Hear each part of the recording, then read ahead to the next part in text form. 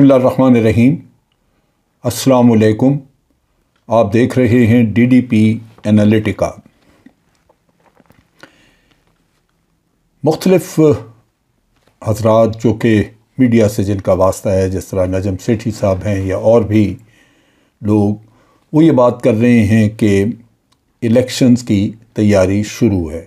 ग़ालिबन अक्टूबर में हो सकता है कि एक केयर टेकर सेटअप बना दिया जाए, और ये जो इलेक्शन की बाज़गश्त है ये ज़ोर पकड़ती जा रही है, और इमरान खान का मुतालबा यही था।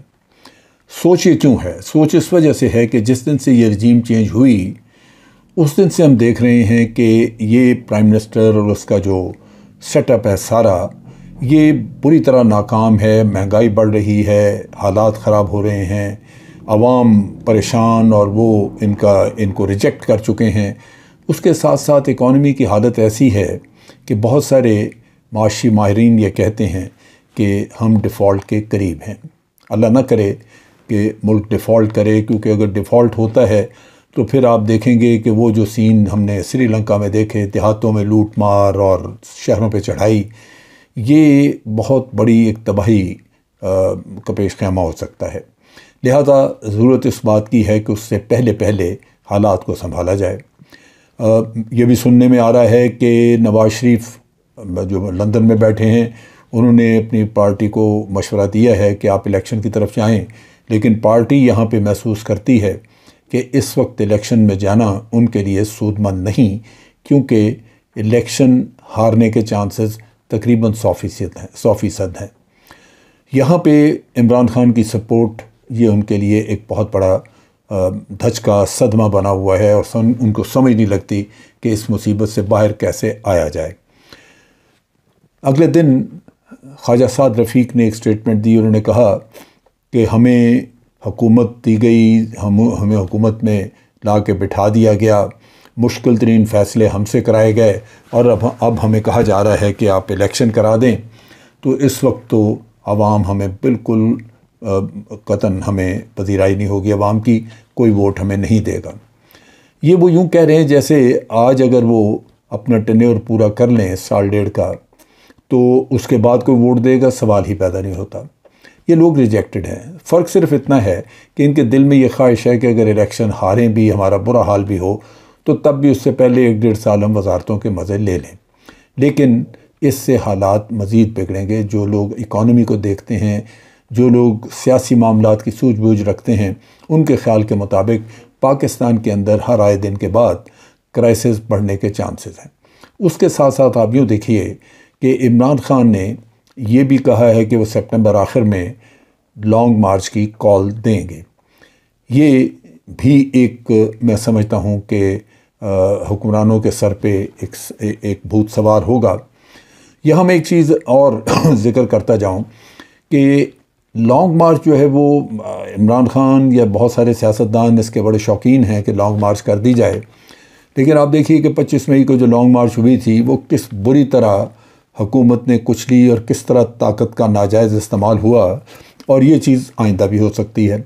और फिर वैसे भी मेरा अपना तजर्बा ये है कि धरनों से और लॉन्ग मार्च से आज दिन तक हुकूमत तब्दील नहीं हुई। कोई भी हुकूमत आप देख लीजिए, ख़ुद इमरान खान ने बड़े लंबे लॉन्ग मार्च और धरने किए थे, और उसका कोई ऐसा नतीजा हमें नहीं मिला जिससे हम ये कहें कि उस वक्त की हुकूमत बदल गई थी।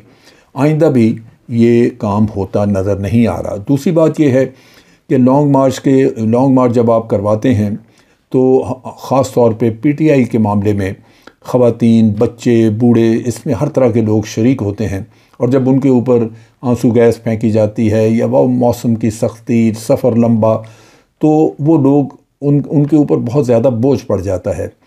हमें हमेशा लीडर्स को ये देखना चाहिए कि वो अपने फॉलोअर्स, जो उनके सपोर्टर्स हैं, उनको ऐसे ही बिला जवाज़ किसी बहुत बड़े इम्तहान में से ना गुजारें, किसी ऐसी तकलीफ़ में से ना गुजारें। इनको और ऑप्शन सोचनी चाहिए और देखना चाहिए कि हम क्या तरीका इख्तियार कर सकते हैं। हुकूमत मौजूद है, अगर आप हड़तालें करवा दें तब हुकूमत के लिए मुश्किल हो जाती है। अगर सरकारी दफातर में आप लोगों को कहें कि मत जाएं तो वो और हुकूमत जो है बैठी रहती है, लेकिन हुकूमत चलाने के अहल नहीं रहती। कई तरीक़ाकार हैं, पहिया जाम, ये वो। लेकिन लॉन्ग मार्च हम सुनते हैं, उसका اس کے بارے میں اچھی طرح سوچ بچار کر لینی چاہیے۔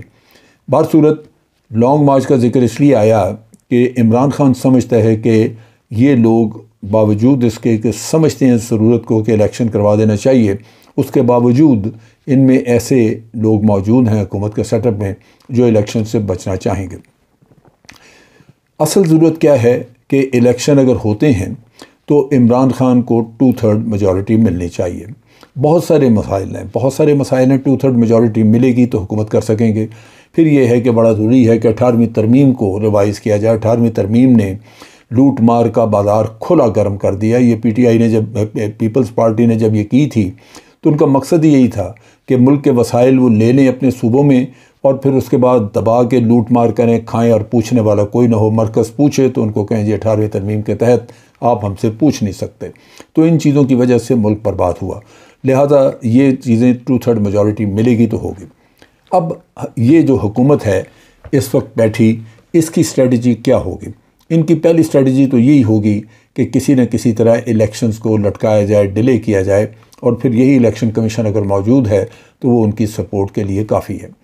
اگر الیکشن ہو ہی جاتے ہیں اگلے 2-4 ماہ میں تو پھر اس صورت میں اس حکومت کی کوشش پھر وہی ہوگی کہ ریگنگ کی جائے، لوگوں کو تنگ کیا جائے، اور کسی نہ کسی طرح ایسا کام کیا جائے کہ بے شک پی ٹی آئی الیکشن جیت لے لیکن 2/3 میجورٹی نہ مل سکے، تاکہ یہ قوانین نہ بنا سکیں، ان کے بنائے ہوئے قوانین کو ختم نہ کر سکیں۔ یہ وہ اسٹریٹجی ہوگی جو یہ اپنانا چاہیں گے، جس سے ملک کا بھی نقصان ہوگا، اور اگر ہم عمران خان کو حکومت واپس ملتی بھی ہے تو تب بھی وہ کوئی بہت سالڈ کام نہیں کر سکے گا۔ یہ صورتحال ایسی ہے جہاں میں سمجھتا ہوں کہ بڑا پھونک پھونک کے قدم رکھنے کی ضرورت ہے۔ جوش میں یا صرف یہ نعرہ لگا کہ الیکشن اور اگر الیکشن اناؤنس ہو جائیں اور اس خوشی میں انسان سب کچھ بھول جائے، وہ آپ کے لیے مسائل پیدا کر سکتا ہے۔ بہرصورت یہ جو الیکشن کی بازگشت ہے وہ اس وقت گرم ہے، مختلف کارنر سے مختلف لوگوں کی طرف سے اطلاعیں مل رہی ہیں کہ یہ فیصلہ ہوا ہے کہ الیکشن کروائے بغیر چارہ نہیں۔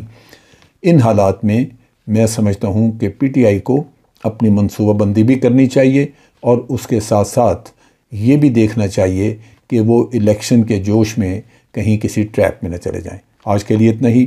افواج پاکستان زندہ باد، پاکستان پائندہ باد۔